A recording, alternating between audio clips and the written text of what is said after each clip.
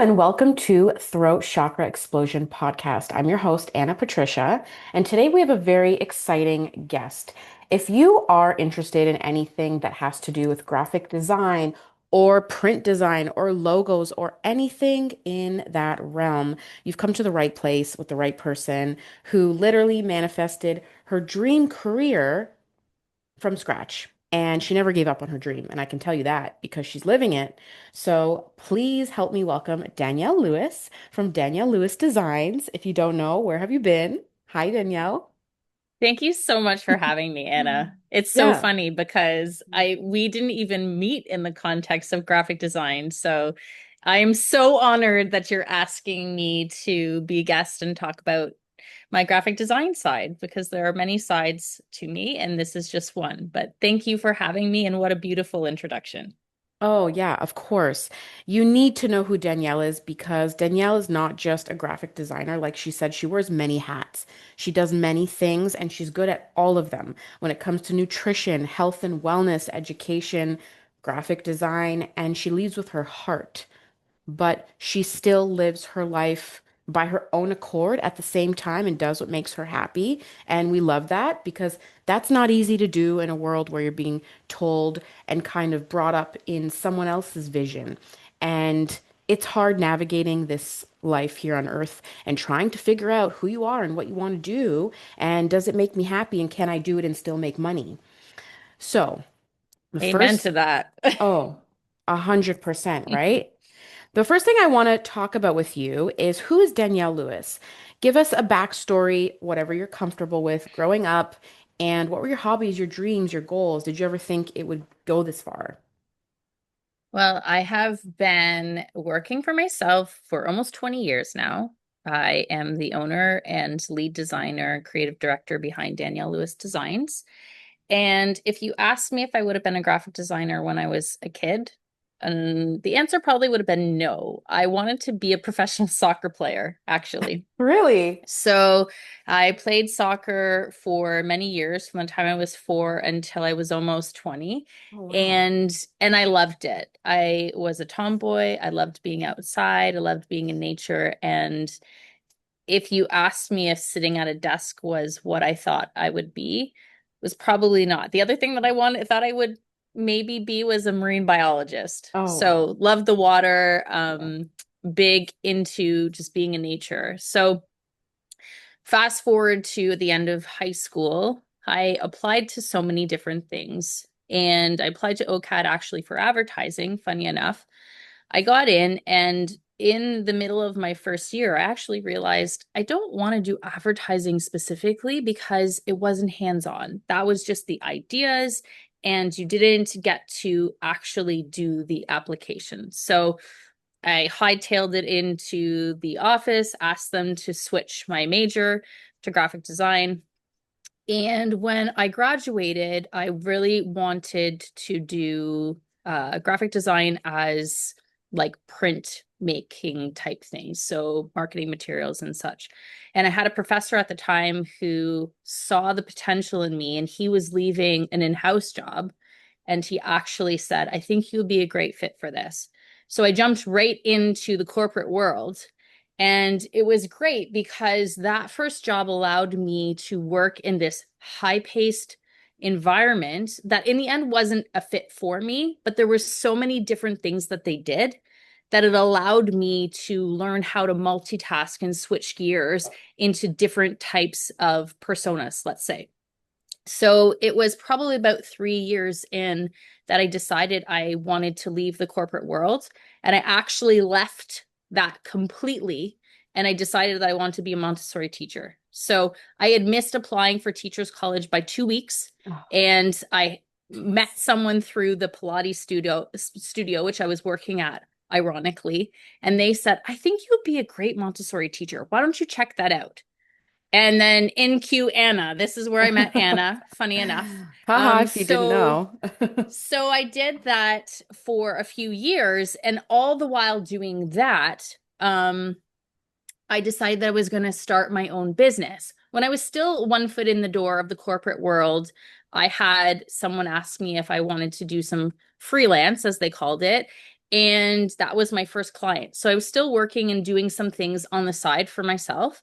And so that's where it kind of all started. And then slow and steady, I built my own roster of people and eventually decided to move into that full time. So that is now almost 20 years ago, which is so Wow. wild to think.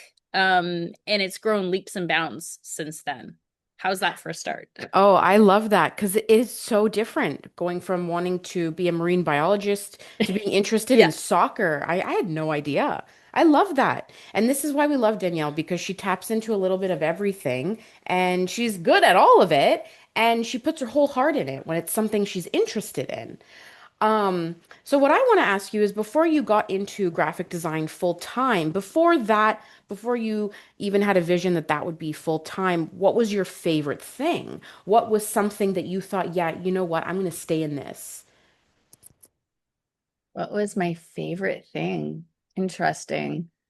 Um, I had so many things that I was passionate about. One of the things that really, I think, set my soul on fire was understanding people. So, um, if someone knowing me back then would have said, if they met me today and I said I was a social worker or doing some sort of research or analysis on people and, their personalities and things, it would not be a stretch. So Yeah. something like that, I was very interested in. I always like to learn about people and what makes them unique. I'm someone who loves one-on-one conversation versus an entire group. And the reason for that is because I want to get to know the person. And so I think that kind of ties into my graphic design job very closely because I do work one-on-one with people and Yeah. it is very intimate and I get to know them. So in a way, my passion that I wanted or loved back then kind of has merged into what it is now, Yeah. ironically. I love that. And I think that's very true. You do work with people now. And so the love for people was something that was definitely meant to be because now you bring it in your business and it just adds that heart, which you have in your Hmm. bio, right? You lead with your heart. I love that. Okay. So my next question for you is actually going into the heart part.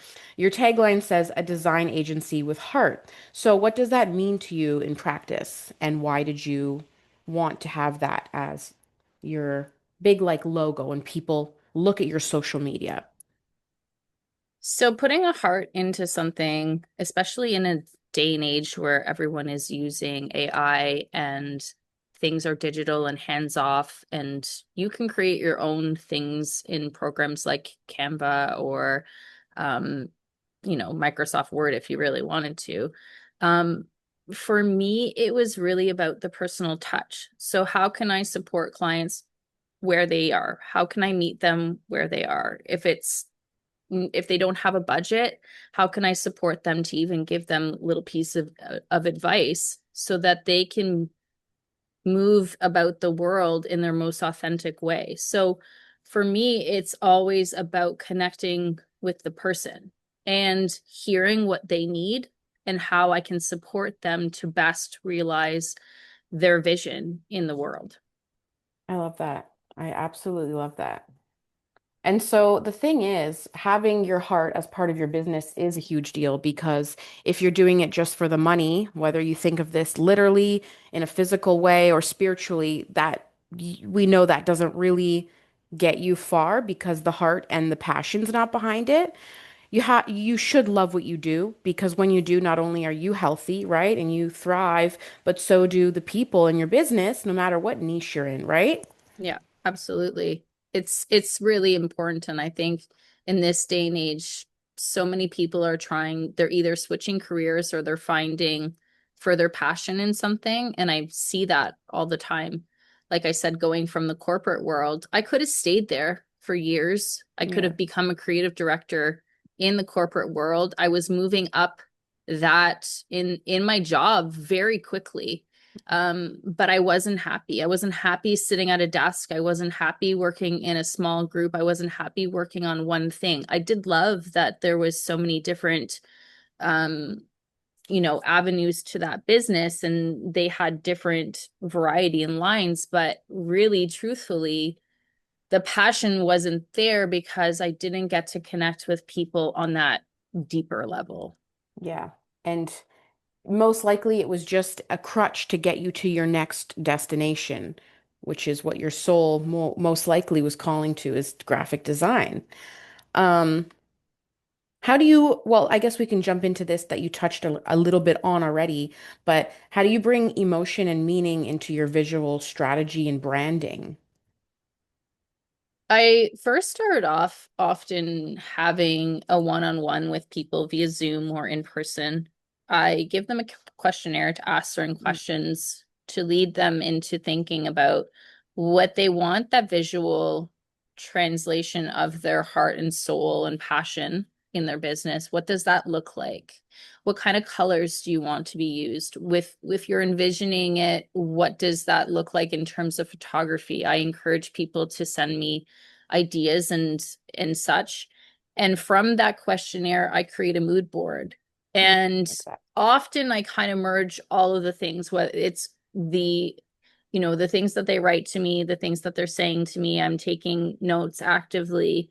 And I pull all of those things together and create this vision board and I show them and I say, this is what I intuitively perceive as the vision that's going to be your guiding principles of your business and your visual brand.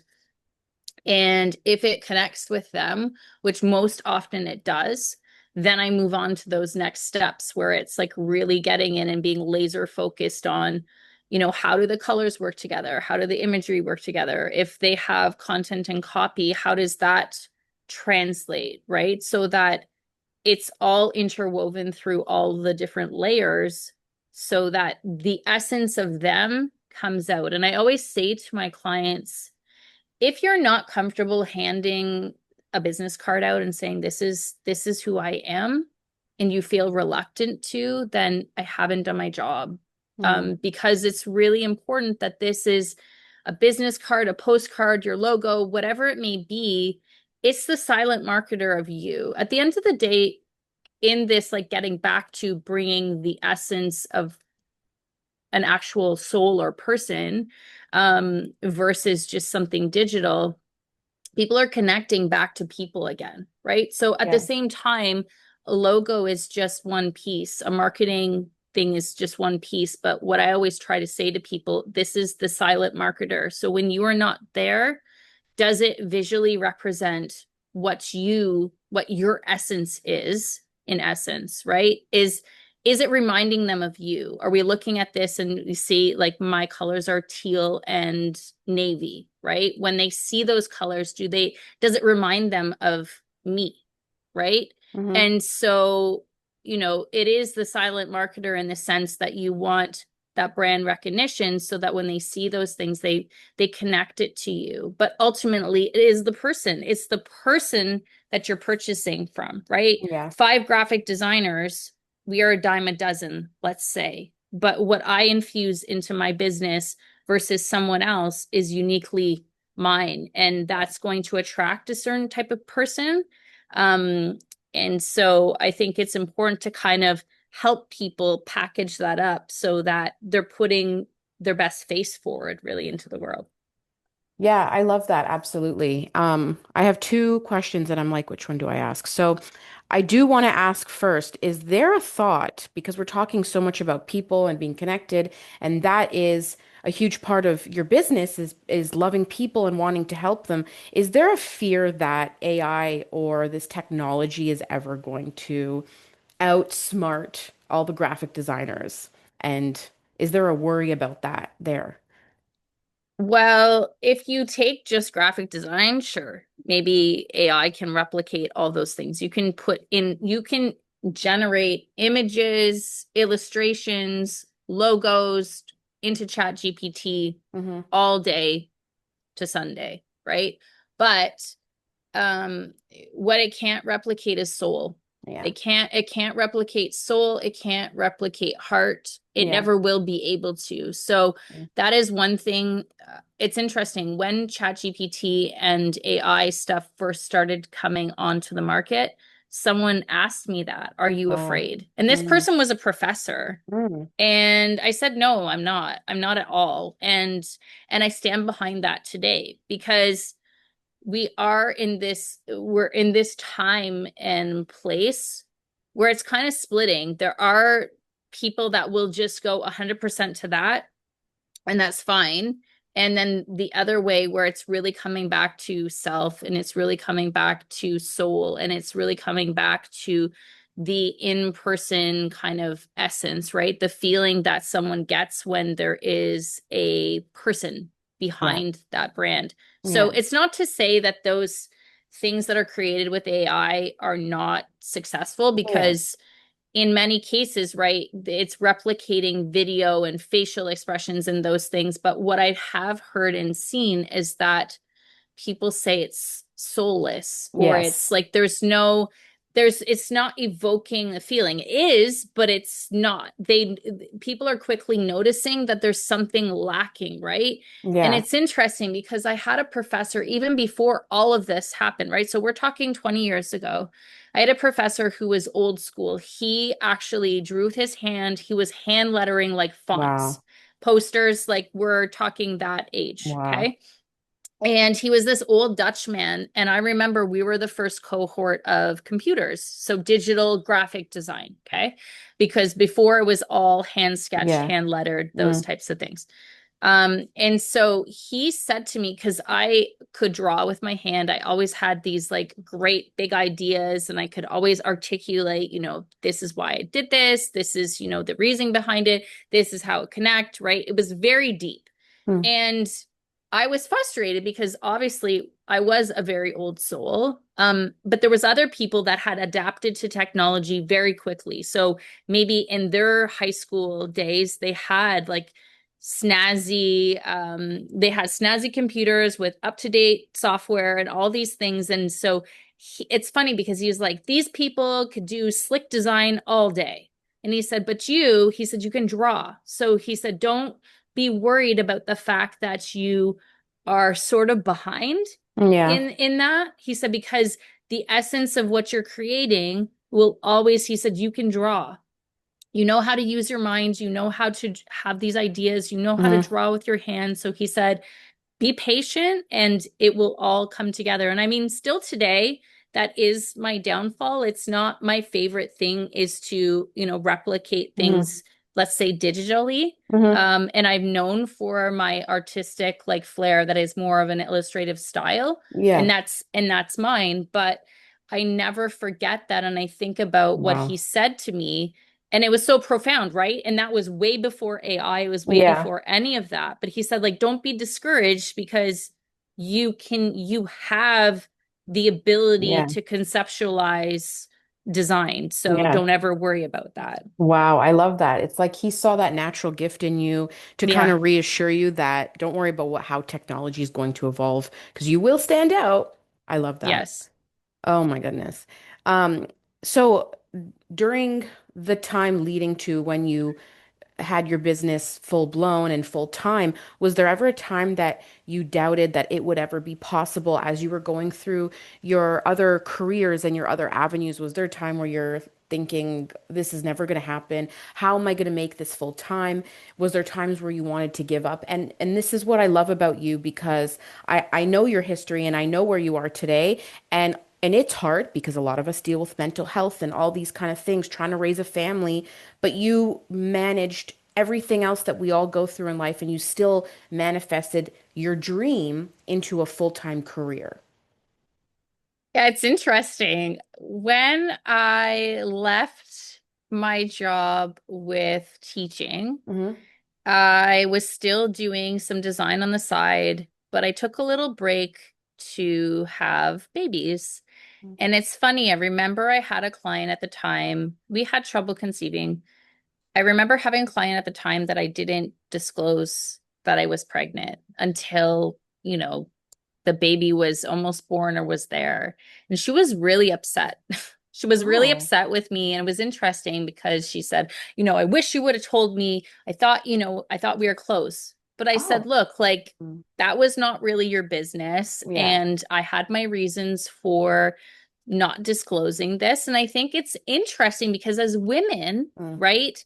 Um, as women with careers, we are taught that our family life is our family life. Mm-hmm. And, how dare you have a sick child or how dare you not show up and perform? Like we are told to keep those things separate because, it's kind of seen, especially in the corporate world, it's seen as a weakness. Mm. And so, when I took a little break and I had my first son, I remember kind of going all in on that and not working as much. And so there was a little pause. And I remember meeting with a coach at the time, and she said, okay, well, how much money do you want to make a month? And I said, I don't know, $500. And she kind of laughed at me. I remember it wasn't a Zoom call, it was like a good old phone call. And Yeah. she's like, $500? That's all you want to make? And I said, yeah, that's all I want to make, right? Like I was taking care of a child full time. Yeah. And so I said, yes. And she's like, okay, so what does that take? Like, what do you need to sell in order to make $500? And so I thought about it, and she's like, okay, so you need to sell two of those things. At the time, it was like a business card and a logo or something. So she said, okay, so if you had a package, like you need to sell one of those and like talk about like being at the baby steps of my business. And that at that point, I had already been servicing clients for probably 4 or 5 years, right? So Mm-hmm. it's so interesting to even look back and mindset wise, right? But it set this tone in my mind that I could just keep raising the bar, right? It was like, Yeah. okay, so what do I want to make? How many clients do I want to have?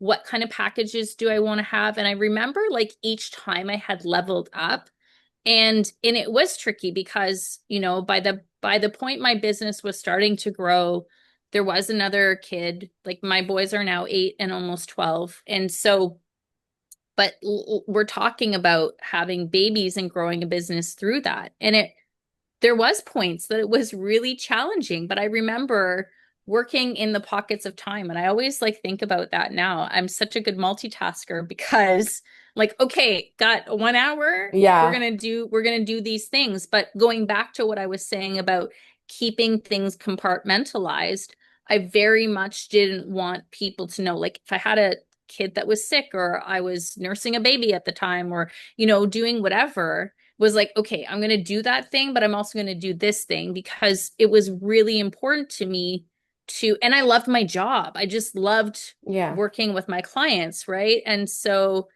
there was a lot of around the clock. And in hindsight, looking back, mental health wise, like it's interesting that you bring that up, right? Mm-hmm. I didn't realize also how much that if I wasn't careful, I was on the track of burning myself out because I Yeah. was working around the clock, right? Like, oh, let me slip that in here. Okay, I know I can do this. Okay, I'm going to take my kid to the park, but then I'm going to come back and take a meeting. And so I was constantly like shuffling things around all the time, and my day was planned like start Yeah. to finish. I was Yeah. really a whiz at fitting things in. But there's good things to that, and then there's also a demise to that. But in hindsight, looking back, I'm also able to look at people starting their careers and say, okay, I see you're doing this way, why don't you try this, or why Mm. don't you take a break or make time for yourself or have set hours, right? I can look back on that now and say, like, these are things that I wish I would have implemented sooner so Yeah. that I could, you know, I wouldn't get tired or burnt out. So, yeah. Okay, I love that because it seems like as you became a mother, you found that managing your time was easier. And I heard this from another podcaster talking about motherhood and how before motherhood, she couldn't even think about how to manage her time. But once motherhood comes about, you're like, well, I have an hour, they're sleeping, I could do so many things. Yeah. And do you think that helped you with kind of trying to get all the to-dos done and starting on the next vision? I think it did, yes and no. It's something that is still, I have to consciously hold the Yeah. vision of that. And I truly do Yeah. believe that we create or co-create what we Yeah. envision, right? It really is Yeah. a mindset thing. And so right now I'm at this sweet spot of wanting to work less, but for more. Like I'm not working harder, I'm working smarter. Yeah. But yes, it did help me to time manage things a little bit better because I had to be conscious of when and how I was going to do it in order, especially when I had to meet a deadline. Okay, I love that. Now we're running out of time as my Zoom is apparently limited. So I have a few more questions. Number one is, what was the best client you've ever had? What was the best, the best experience, and why was it your favorite? Or do you have a favorite? One of I ha one I so I have two. Okay. Um, and I love all of my clients, but one of my favorite projects I would say was more recent, and it was working on developing a new brand. And the thing that I loved about this particular client was she was on the road to the spiritual journey, Oh yeah, and we she love was that. really like discovering herself. Yeah. And so it was so great to work with her because it was really about co-creating Hmm. and manifesting. I'm like, you could have whatever you want. And, Yeah. we would speak something into existence and then she'd say, hey, this happened, or this person called, Oh or I got wow. this, Oh wow. but we were always Love taking that. signs from the universe. And then another one is just, being very conscious of the vision that I want to hold for my brand. Is a really good friend of mine that I've worked with for years now. And when I had this new offering, she said automatically, I want that. You know, you're creating this, I want that. And so it became this hybrid of me using my design skills, but also using my people skills and all of the skills that I've amassed over the last 20 years.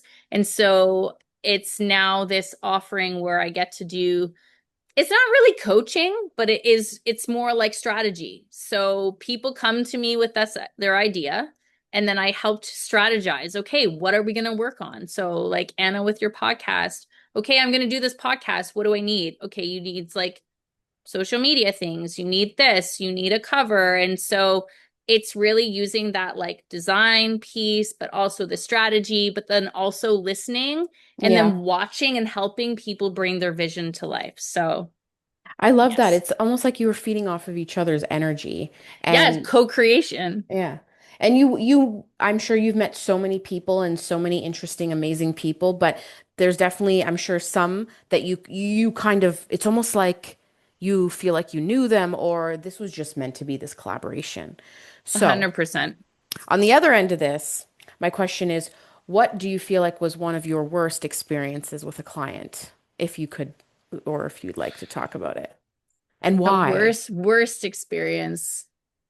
I've had very few not great experiences, I'll say. I always try. I'm someone who's glass half full versus glass half Yeah. empty, and I truly believe that even the hardest things are a gift from the Yeah. universe, and they are a lesson that we need to learn. And Yes. so, if anything, I will say that any challenging client that I've had is always been an opportunity for me to use my voice.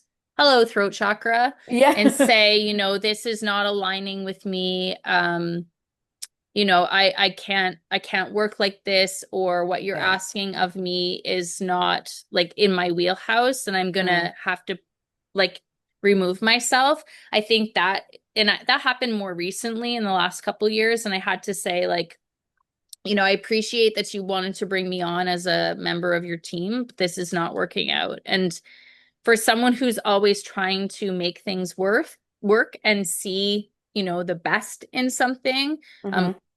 it's also allowed me to learn that it's okay for me to have an upper limit and to say, this is just not for me, and I'm out. So I love that. And I love that you always see things in a positive light, but you still can recognize what doesn't feel aligned and kind of dismiss that in a respectful way. Yeah, it's that old adage of what's happening for me instead of happening to me, right? Oh It yeah. allows us to see the gift in something. I love that. So, my next question is for the people studying graphic design and logos and doing everything that you're doing, but maybe some people are more privileged.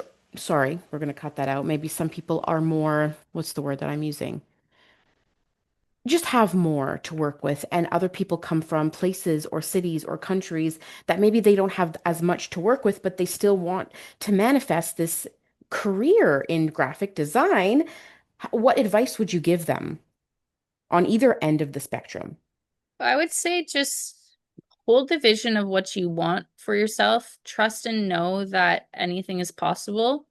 Um, and if it is a matter of learning and you can't go to university, do the YouTube videos, find the TikToks, find whatever you can and stick to it. But always know that, or find a mentor.